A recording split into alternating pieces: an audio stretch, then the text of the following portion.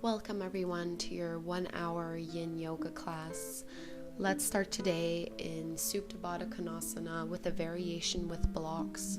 So placing one block in between both shoulder blades, maybe trying on the first level or the second one, and your second block will be directly underneath your head so that your neck is supported, and it might take a little bit of readjusting here. You want your first block to be on your thoracic spine and not on your lower back, so you might need to send it up a little. And with the legs, we'll just bring the soles of the feet to touch, and the knees can come apart as we start to release through the hips. We'll be focusing pretty intensely on the hips and hamstrings today. And each pose is held anywhere from 3 to 5 minutes on each leg. The most important thing to remember in a Yin Yoga practice is to keep your awareness on your breath in the present moment to the sensations of your body right now. It's very easy to let the mind wander as we start to get into these more challenging poses. If you find that start to happen to you, acknowledge those thoughts and bring your awareness back to your breath, in and out through the nose, feeling the belly rise and fall, and allow the weight of your body to be very heavy here in this first posture. Let your knees sink down towards the earth a little more with every exhale. And let your shoulders be very heavy as you start to broaden through the collarbones. And maybe close the eyes, tuning into the sensations of your body. And let's stay here for another 2 minutes.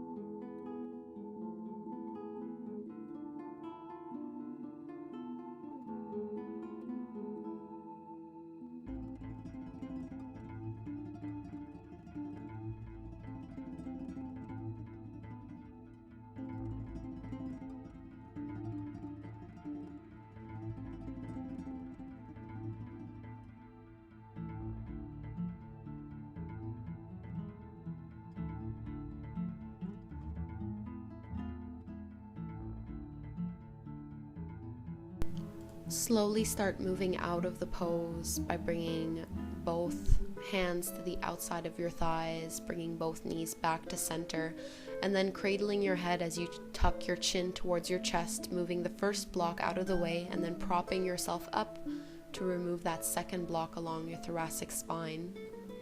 Move your props out of the way, making sure that you have at least one block close in towards you, and then you'll lift both hips off of the ground, placing your block underneath your sacrum. Maybe on the first or second level here, you might need to play around with it. And for this first variation, you can choose to keep your knees bent with the soles of the feet flat on the mat, or to get a little bit deeper into the hip flexors, you can let your legs come out straight in front of you. This block should not be placed in your lower back. It should be directly underneath your tailbone in your sacrum. Bring the arms alongside you into a T position. And there should be very little restriction in your neck or in your upper body, so adjust as necessary. And send your breath all the way down your hips.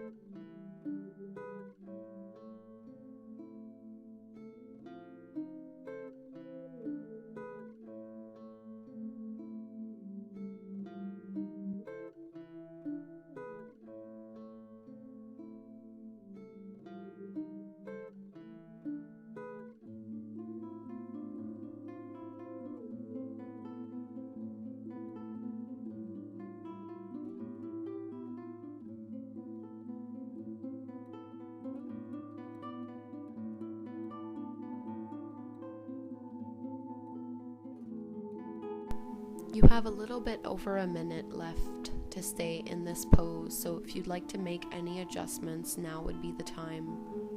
For example, if you'd like to start bending the knees and bringing the soles of the feet back down onto the ground, now is the perfect time to do so.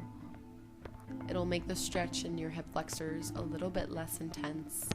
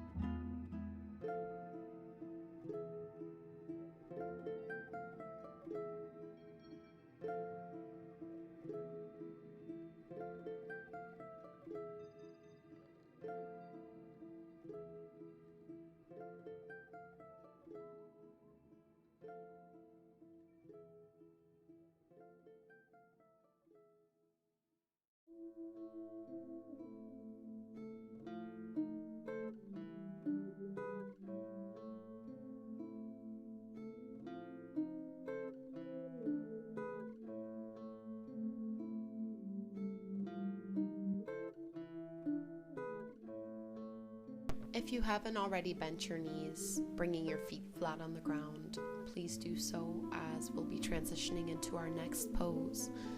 Firmly press your feet into the mat as you lightly lift your hips up off of the block, and adjust your block so that it's now on the lowest level. and we'll start to come into a mild inversion here just by lifting the legs and pointing the toes towards the sky. Let your sacrum be heavy on the block here as you let your legs be completely weightless. Gently bending your knees, maybe swaying the legs from side to side if that feels appropriate to you.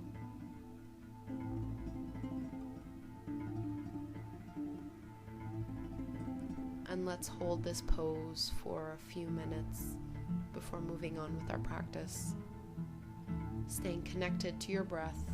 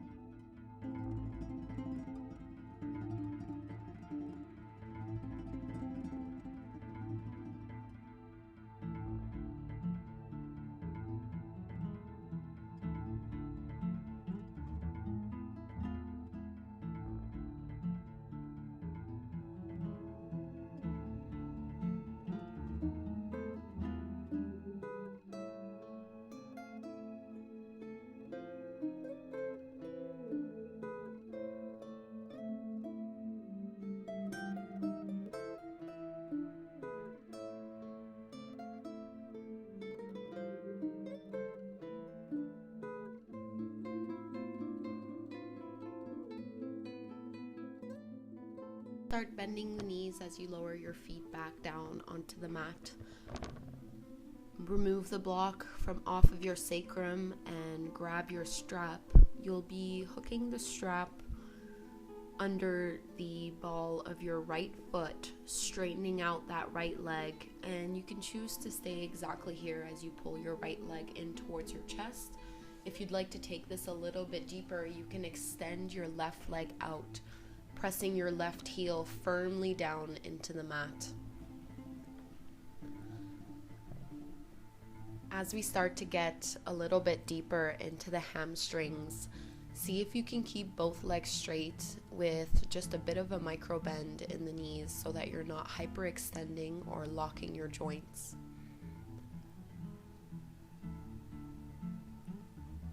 Although there is a little bit of strength required in your arms here as you pull your leg in towards your chest, see if you can relax your back and your shoulders down into the mat.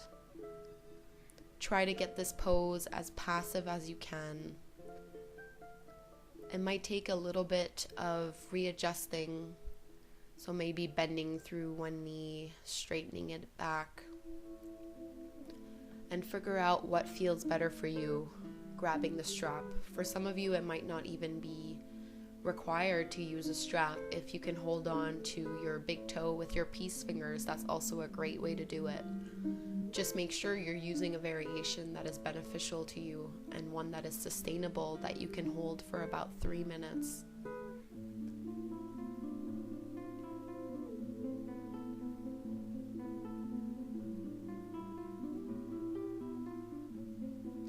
Release any tension through the facial muscles, the jaw, the shoulders. And if you do find that your left knee is coming up pretty high off of the mat, you can choose to keep your left knee bent with your left foot firmly planted on the ground, or you can just really press that left heel down into the mat, and that'll help bring your left knee a little bit closer so you can feel a little bit of a stretch through your left hip flexor.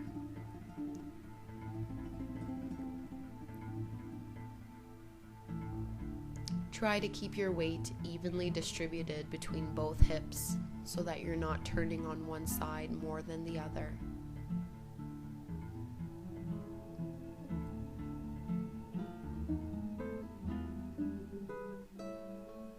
And let's take about 10 more deep belly breaths here.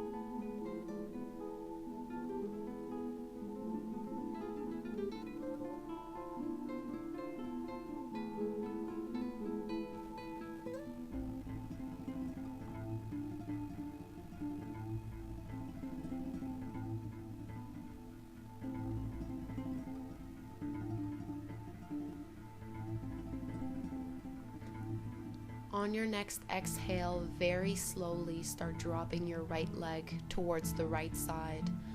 And you might need to stretch your left arm out here if you notice that you're starting to turn over on one side more than the other. So readjust the upper body however you need to. You can play with the angle of your leg here. So some people prefer to have the leg come all the way down onto the floor, while others prefer to work on the angle by pulling the right foot closer towards the head and shoulders. There are a lot of different ways you can explore this pose.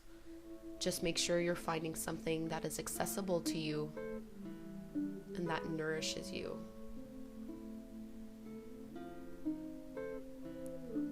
Once you've found a stance that you can comfortably hold, bring your awareness back to your breath, back to your inner thighs, groin, and hamstrings, allowing the fascia and deep connective tissue that surrounds those muscles to release a little further.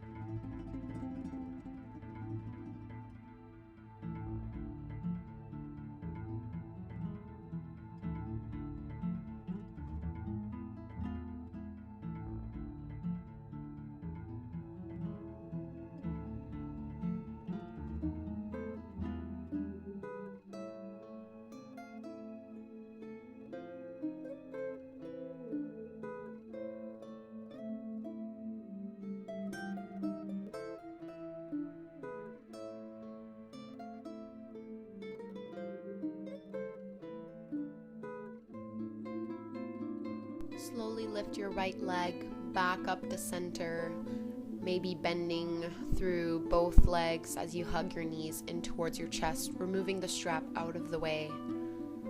And we'll start exploring the second side. So this time your strap will hook on to the ball of your left foot. Right knee can stay bent as you extend through your left leg, flexing your feet. You can stay here, or you can choose to extend your right leg down onto the mat, pressing your right heel firmly onto the ground so that your right knee gets a little bit closer towards your mat. And once again, you'll need to play around with your strap here. Find a stance that is easily sustainable and comfortable for you so that you're not using too much strength. Make sure that both shoulder blades stay firmly grounded on the mat, as well as the entire length of your spine from the crown of your head all the way down to your tailbone. Remember to keep a little bit of a micro bend in the knees.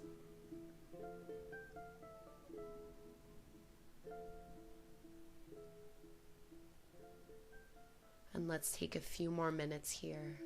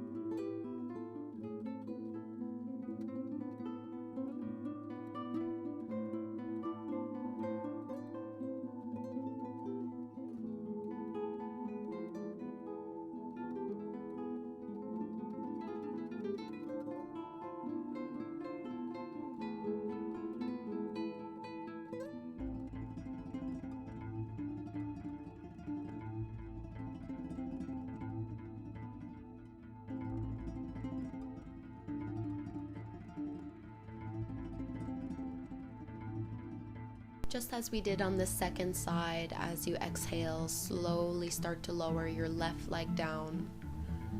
And again, it might be beneficial for you to extend your right arm out to prevent yourself from rolling too much over onto the left side.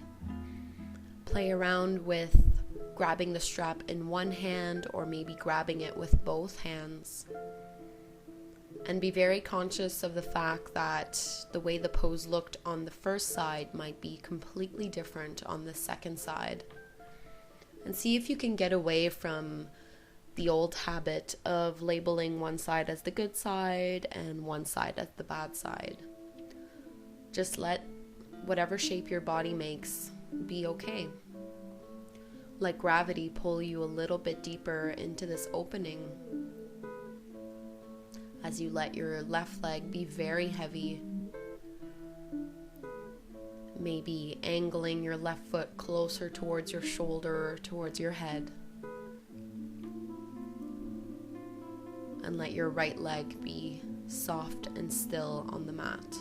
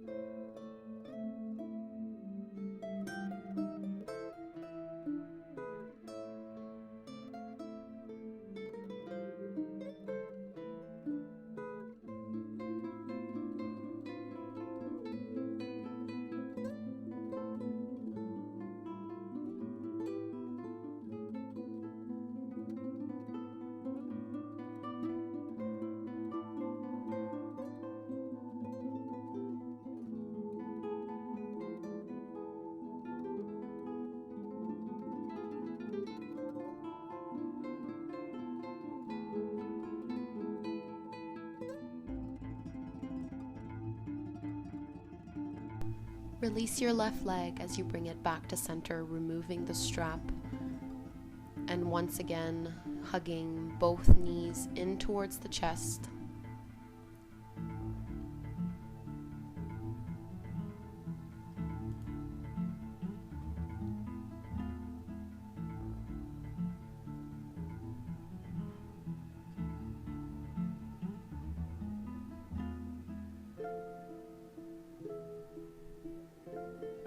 You can come into the full expression of happy baby here by grabbing your big toes with your 2 peace fingers, lifting the heels up towards the sky and keeping your elbows to the insides of your knees, maybe rocking from side to side as you massage the lower back into the mat. If you'd like to go even deeper than this, you can start to straighten out both legs, pulling your feet down towards the floor and making sure that your tailbone stays connected to the mat here. So notice if this action of straightening out your legs makes you lift your hips up off of the mat. Relax both shoulder blades down on the floor. And if this version does not work for you, stay in happy baby with the knees bent and the ankles stacked directly over top of your knees. We'll take a few more moments right here.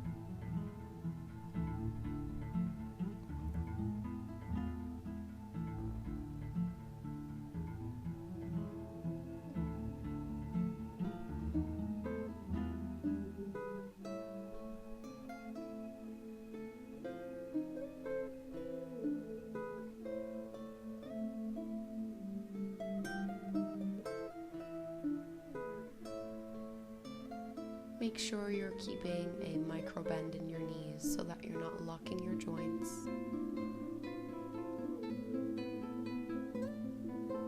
And find a nice balance between pulling and letting gravity bring your feet closer down towards the mat.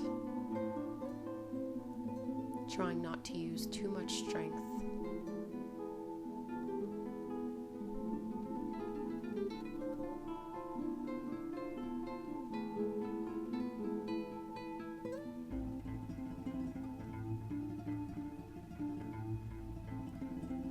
very slowly come back into your happy baby stance, bending at the knees, stacking your ankles over top your knees.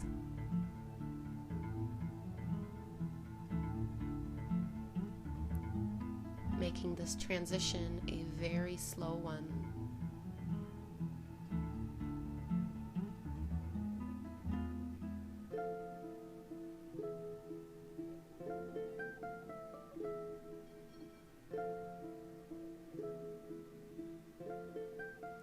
Release your ankles down onto your hips as you hug both knees in towards the chest.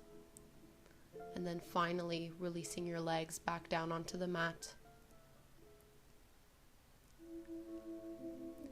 Slowly start to turn over onto your left side, and you'll prop yourself up on your left forearm, keeping both legs extended, ankles stacked over top each other.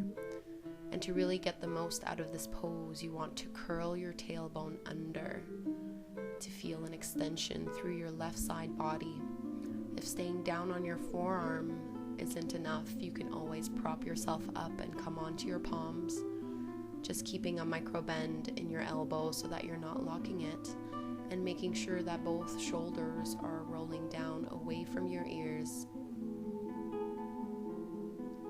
And you can let your head hang heavy towards your left shoulder here to get a bit of a neck extension through the right side.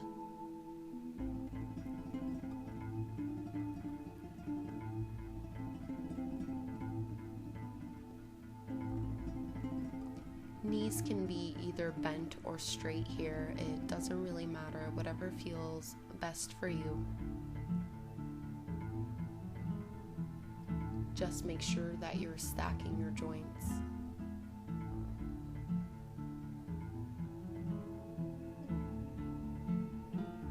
And breathing space through your side body.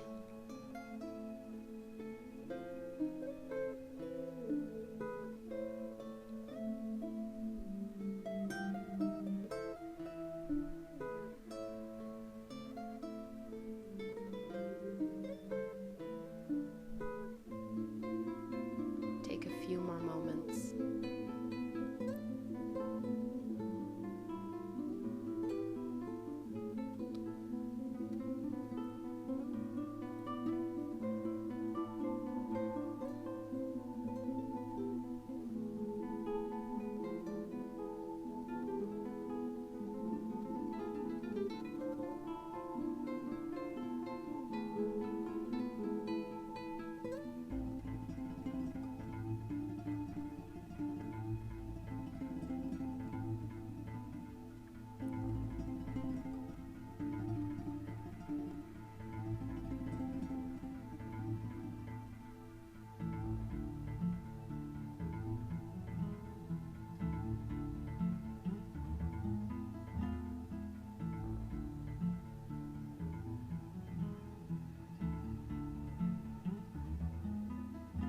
Start bending into your left elbow as you come back down onto your forearm. Moving slowly, turning onto your belly. Switching sides.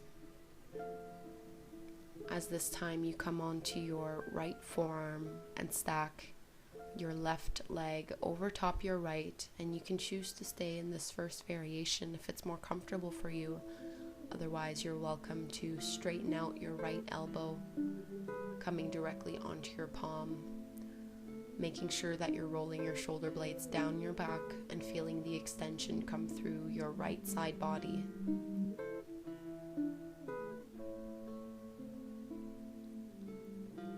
Keep curling your tailbone under, protecting your lower back,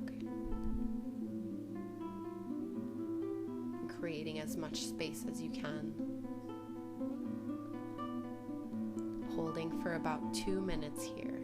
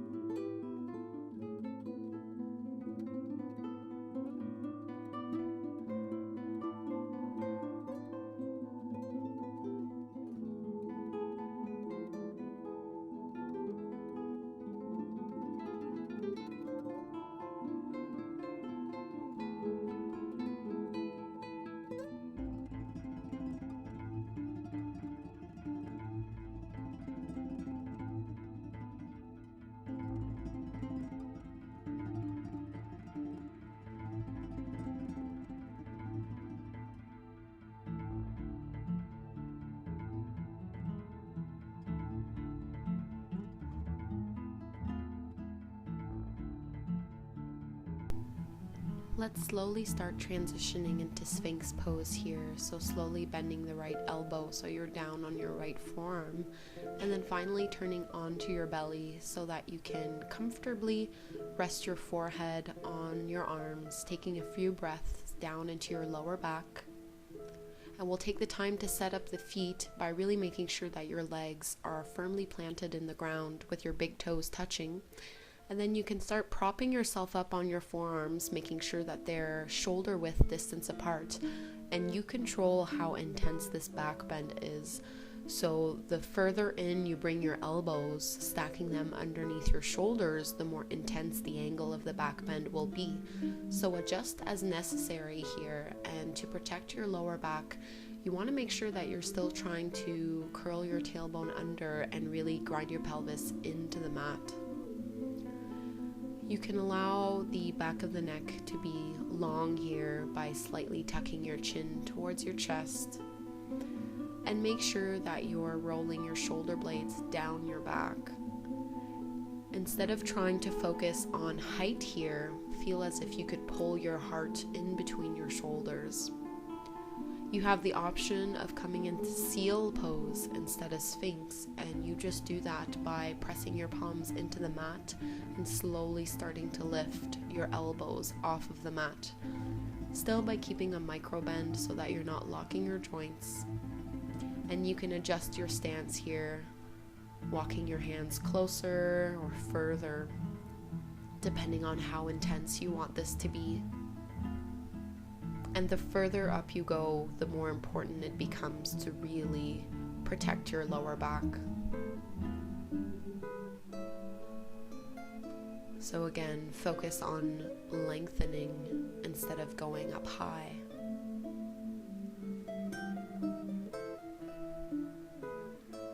We'll take about another minute here, either in Sphinx pose or in seal.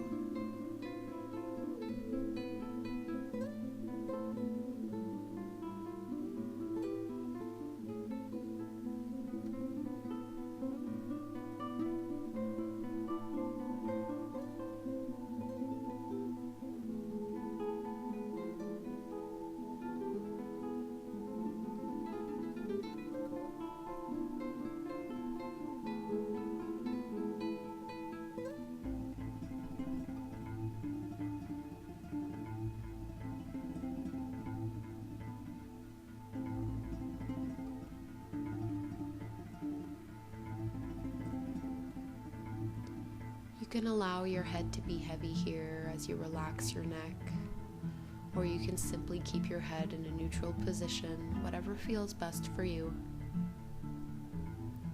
And then slowly bring your forehead back down onto the mat, taking a few deep belly breaths to release the lumbar spine.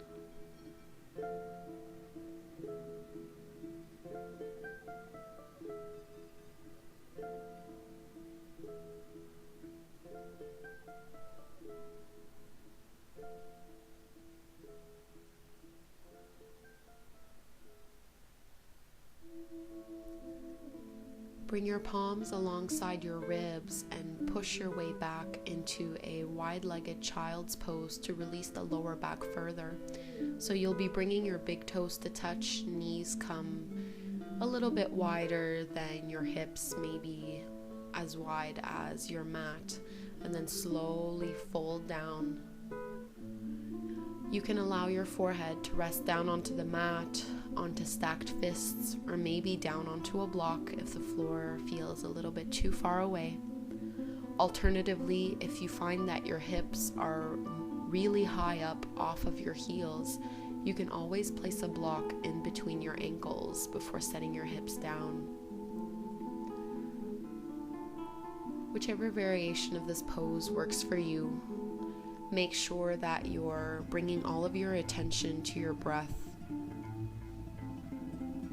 sending it all the way down to your belly, to your lower back,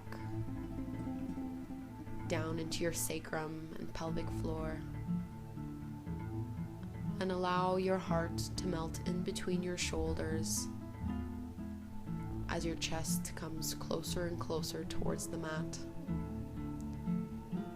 Shoulders are still rolled away from the ears.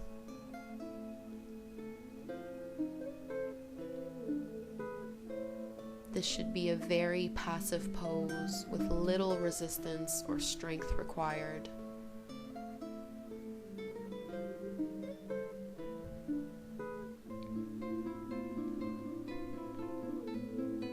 And we'll stay here for about 1 more minute.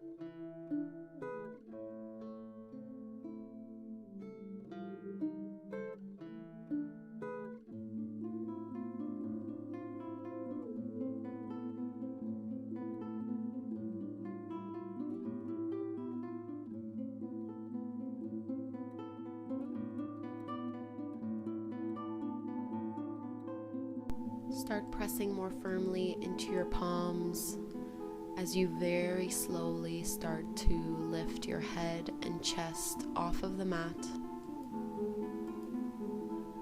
Start bringing the knees in a little bit so they're about hip width distance apart, and just bring the hands to sit on the thighs here, taking a moment before we go into our next pose, which will be Reclined Hero.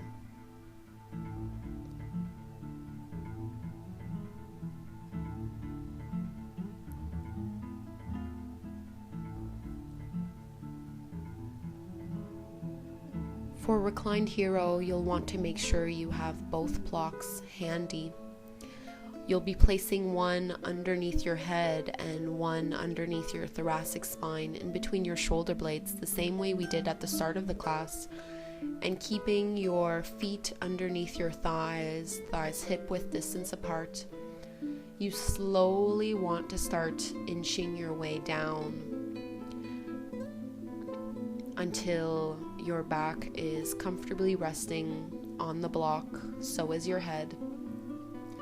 And you'll have to play with the height of the block here, so it's a pretty intense stretch for your quads.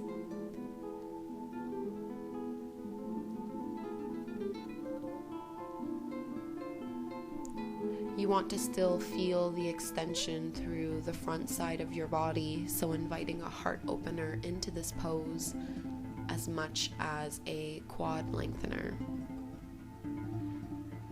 The more you press your knees into the mat, the more intense this stretch will be. And the most important thing to keep in mind here is to keep exaggerating that tuck of the tailbone so that you're really protecting your lower back here. If there's ever any pinching in your lumbar spine, know that you can come out of this pose at any time, and you don't need to really lower all of the way down. You can stay propped on your palms if that's more accessible to you. Otherwise, just make sure that your belly is slightly engaged, so you're using your abdominals a little bit, but more than anything, you're curling your tailbone under, trying not to create too much of a crease in your lower back. Arms can gently rest alongside your body. And try to find stillness in this pose. It should be sensational, but it should not be painful.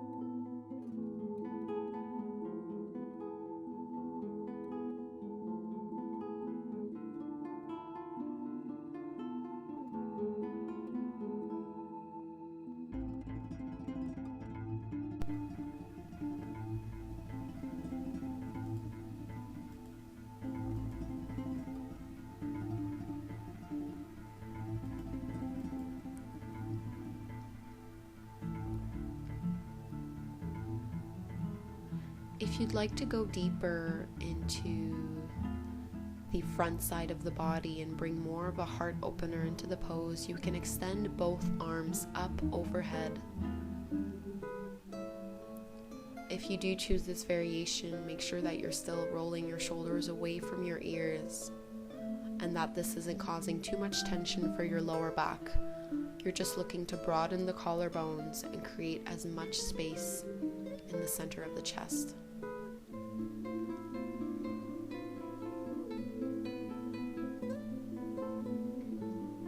This placement of the arms also helps stretch out the pectoral muscles and maybe for some of us into the biceps or shoulder girdle.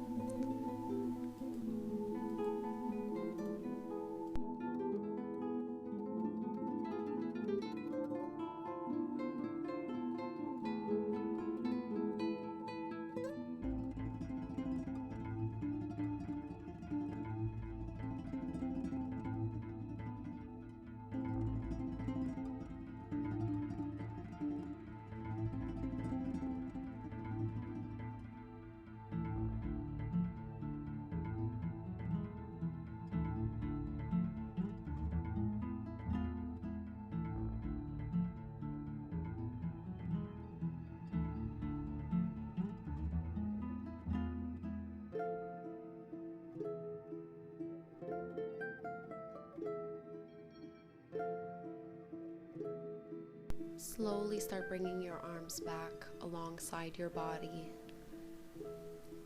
And we'll start preparing to get out of this pose, but we'll do so moving very slowly and very mindfully. So take a few more breaths right here.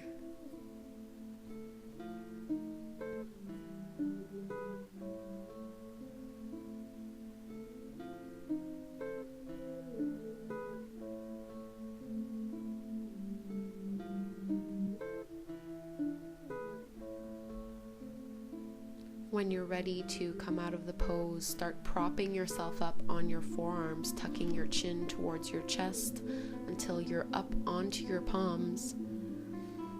And we'll just take a few moments kneeling here, bringing the palms onto the thighs. Noticing any differences along our spine. And then from here, let's just come into a child's pose, this time keeping the knees together so the shoulders can comfortably rest over top of the knees, letting the arms be alongside the body as you bring your forehead all the way down to your mat, allowing the spine to round slightly as you send your breath all the way down to your low back, releasing any tension that might be left over from the previous pose.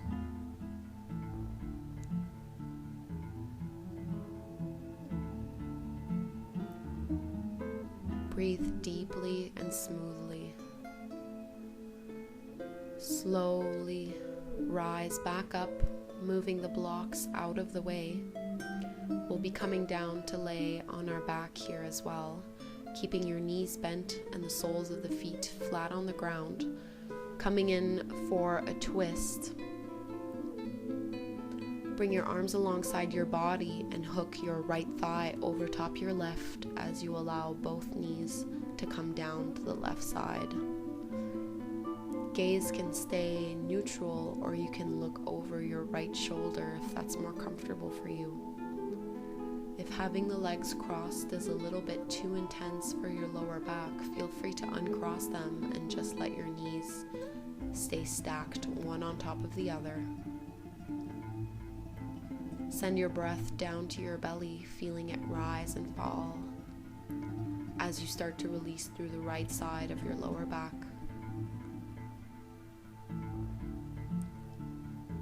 Try to keep both shoulder blades firmly grounded on the mat.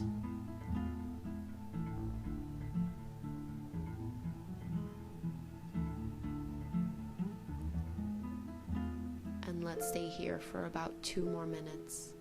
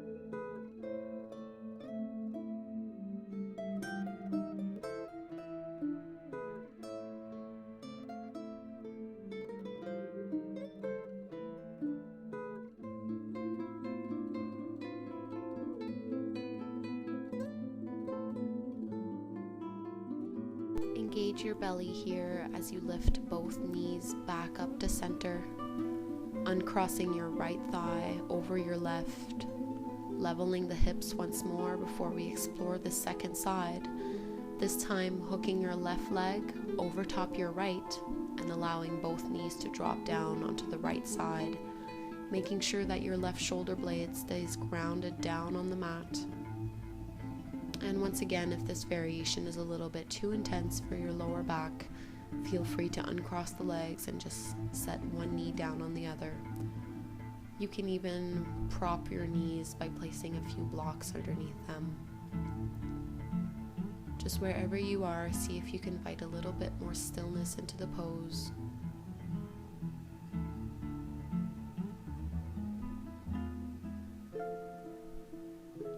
Staying here for a few more minutes.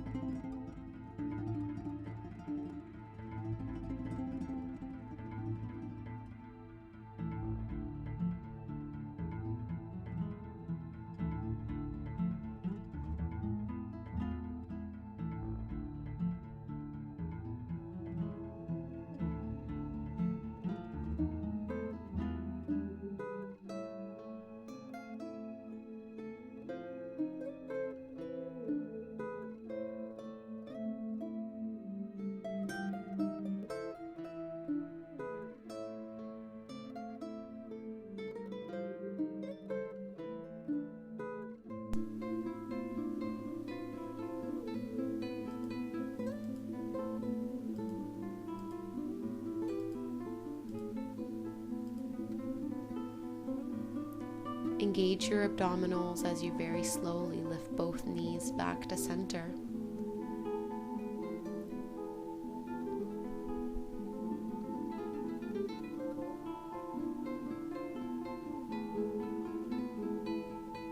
Preparing for Savasana, final resting pose. So letting the legs lay down heavy on the mat, arms come to either side with palms facing up towards the sky. Allow the eyes to close as you start to bring the focus inward. And take the time to do a bit of a body scan here, starting from the crown of your head, making sure that all facial muscles are relaxed, no tension in the jaw, shoulders are away from the ears, arms are heavy into the mat, all the way to the soft palms of your hands. Let the breath be passive as you feel your belly slowly rise and fall to the rhythm of your breath. Hips are relaxed, sinking down into the mat. Legs are heavy, all the way down to the soft soles of your feet.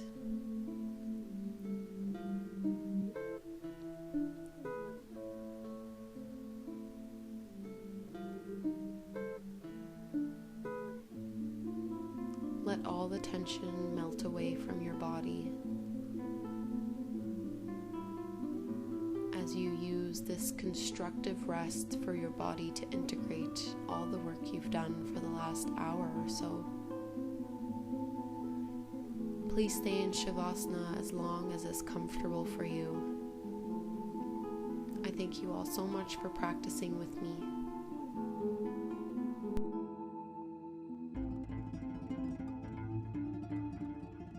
I hope you have a wonderful day. Namaste.